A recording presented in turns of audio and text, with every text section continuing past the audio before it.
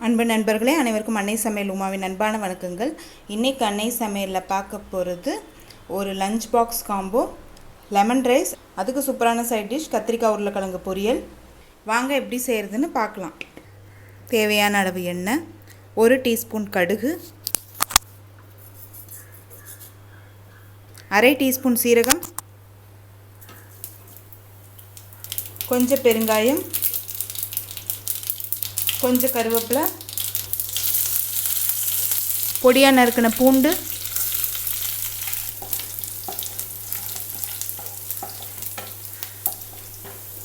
பொடியாக நறுக்கின ஒரு வெங்காயம்,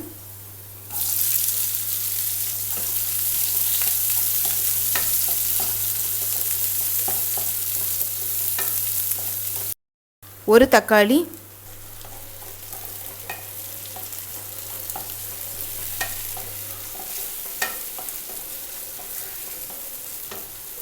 கால் டீஸ்பூன் மஞ்சள் தூள், 1 டீஸ்பூன் மிளகாய் தூள், 1/2 டீஸ்பூன் தனியாத்தூள், தேவையான அளவு உப்பு.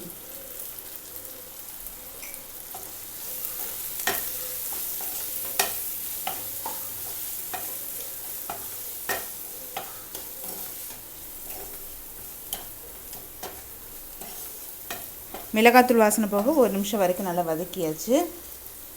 இப்போ இதில் 1 கப் கத்திரிக்காயை சேர்த்துக்கலாங்க.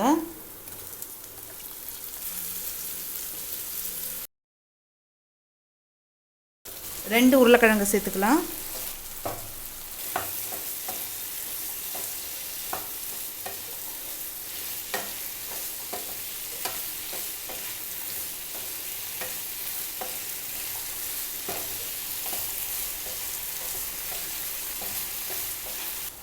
இப்போ இது கூடவே தேவையான அளவு தண்ணி சேர்த்துக்கலாம்.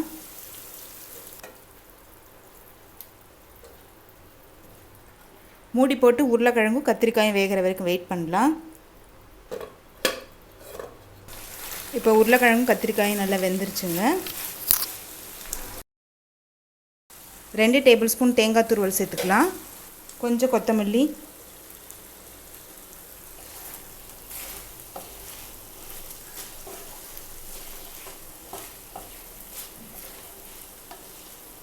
கத்திரிக்காய் உருளைக்கிழங்கு பொரியல் ரெடி ஆகிடுச்சுங்க. சர்வ் பண்ணிடலாம்.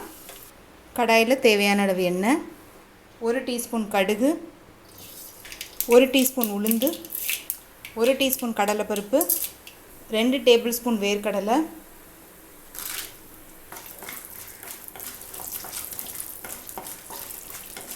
கொஞ்சம் கருவேப்பிலை, கொஞ்சம் பெருங்காயம்,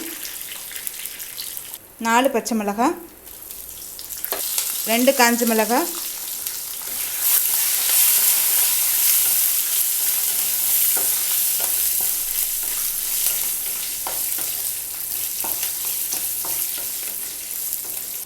பொடியாக நறுக்கின இஞ்சி,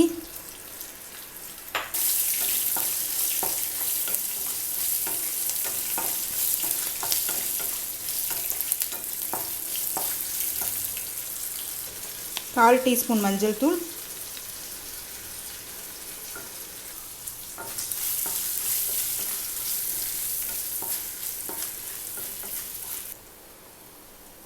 எலுமிச்சை சாறு 2 டேபிள் ஸ்பூன் சேர்த்துக்கலாங்க. ஸ்டவ் ஆஃப் பண்ணிவிடுங்க. தேவையான அளவு உப்பு, இதில் 3 கப் சாதத்தை சேர்த்துக்கலாம். கொஞ்சம் கொத்தமல்லி,